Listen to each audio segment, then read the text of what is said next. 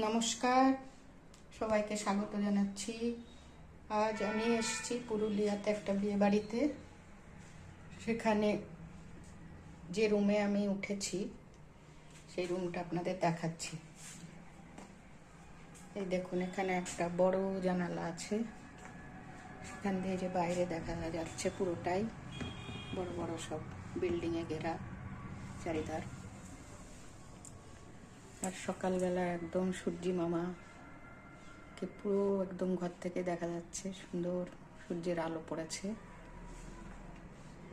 আর এই যে এখানে কিছুটা বসার জায়গা, এই ডাবল বেড একটা, তার সঙ্গে সুন্দর বালিশ কুশন সব দেওয়া আছে।